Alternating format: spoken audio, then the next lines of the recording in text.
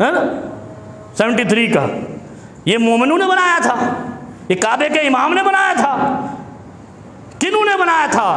जिन्होंने पाकिस्तान के मुल्क में रहने वाले मोमिनों के मुल्क को 2 लख्त कर दिया था, उन्होंने कानून बनाया था, आइन बनाया था। हमें तो ये आइन ही मशकूक लगता है, ये जालिमों ने बनाया है, चोरों ने बनाया है, जाबरों ने बनाया है, उम्मत मुस्लिमा के सीने में खंजर घोंपने वालों ने बनाया है।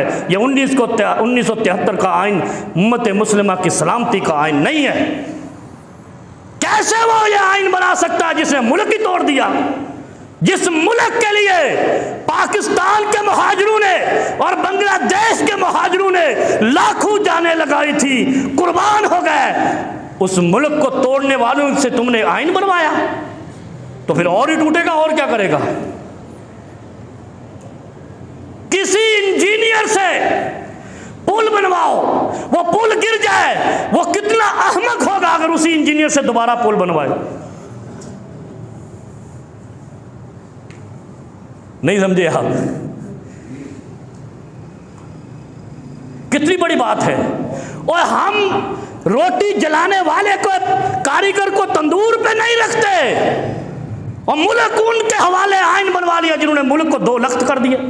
और हमें भाषण देते हैं ये 73 का आइन है, बड़ा मुकद्दस आइन है, बड़ा पकीज़ा आइन है, बड़ा पता नहीं क्या कर देगा। वो यही करेगा जो हो रहा है ना, जो बाकी मैं कुछ नहीं कहता क्या हो रहा है।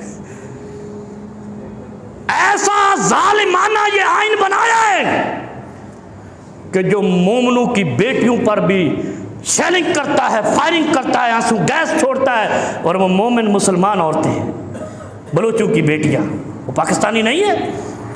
क्यों सताते हो कौम को? इस आइन को बदलो। इस आइन में जुल्म, बर्बरियत और जबर है। ये आइन बनाने वाले हाथ पाक नहीं थे, वो उम्मत मुस्लिमा को तोड़ने वाले हाथ थे। उनके अंगूठों को काटना चाहिए था, बजाय आइन बना लिया।